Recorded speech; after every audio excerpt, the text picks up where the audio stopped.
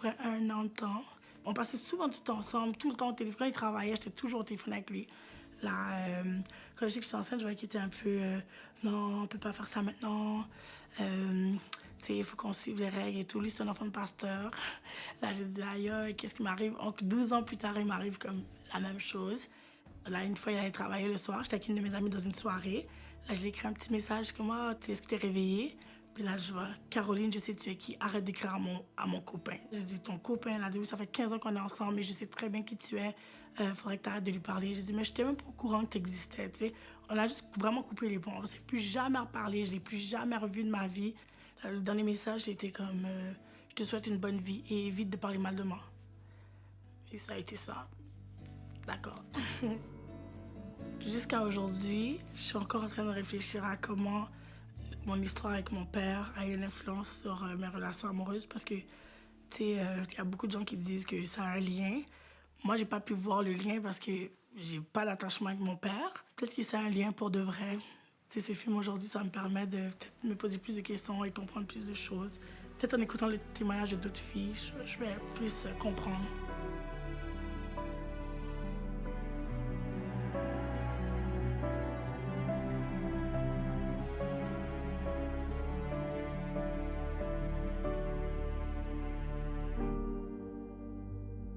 Raconte-moi un des premiers souvenirs que tu as eu avec ton père.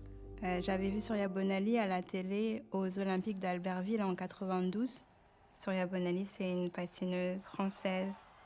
Ça a été un déclic pour moi et j'avais décidé que je voulais faire du patinage artistique. Et c'est mon père qui m'a emmenée la première fois dans une patinoire. Et ça a été ma première expérience de patinage artistique et du coup, ça a été avec lui. Tu peux me raconter ta relation avec ton père? Je pense qu'un enfant, ça aime ses parents. Je pense que ça a été très compliqué pour moi parce que quelque part, j'ai eu à aimer un père dont j'avais peur. J'ai grandi dans un studio de 10 mètres carrés. Rentrer à la maison, pour moi, c'était une torture, en fait. Parce que je savais que mon père allait être là. Puis, je voulais pas être confinée dans cet espace-là avec lui, en fait. Quand j'avais environ 2 ans, donc dans ce petit studio-là, mon père a poignardé ma mère de 31 coups de couteau. Et il a, il a, elle a fui, elle a voulu fuir donc elle est sortie pour pouvoir demander de l'aide. Et quand la police est arrivée, c'est quelque chose que ma mère m'a raconté après plus grande. Elle me disait que je disais papa, couteau, maman, papa, couteau, maman. Et donc c'est comme ça que eux aussi ils ont pu savoir exactement ce qui s'était passé. Ma mère a voulu laisser mon père, il était en prison. Et il y a eu beaucoup de pression de la famille pour qu'elle le reprenne. Il est revenu vivre avec nous dans ce studio-là. Et j'ai dû vivre tout ce temps-là avec lui dans la maison, sachant en voyant les marques d'agression, voilà, les cicatrices sur ma mère, sur sa poitrine, ses mains, elle est marquée à vie. Ça m'avait marqué. Je te le dessert. Ah, merci. Ma mère, elle m'a appris par téléphone que mon père était parti. Je l'ai recroisé par hasard, en fait, avec ma mère, je crois, 1 an après.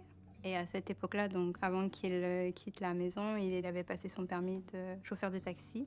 Et donc, en traversant le boulevard, il était au feu, à l'arrêt. Et on a traversé devant lui. Et il nous a regardés et on l'a regardé, on a traversé et puis ça a été la dernière fois que je l'ai vu.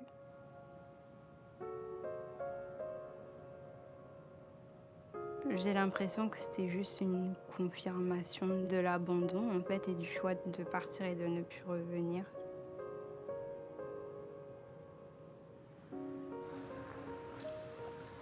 Sans m'en rendre compte, en fait, le sport ou utiliser mon corps de manière très physique, ça a été pour moi une façon inconsciente de gérer justement les challenges, les traumatismes en fait liés à cette enfance-là, à ce père dont j'avais peur. Je réalise comme ça la force que tu peux avoir en allant chercher justement la puissance dans le sol, la puissance dans la glace. C'est ça, tu te sens un peu, ouais, powerful là, comme puissante. Qu'est-ce que tu aimerais tirer de ces photos aujourd'hui? Qu'est-ce que tu veux projeter dans ces photos? Plus mon visage. OK. Puis, je vais mettre aussi de l'avant un tatou que j'ai fait pour mon père.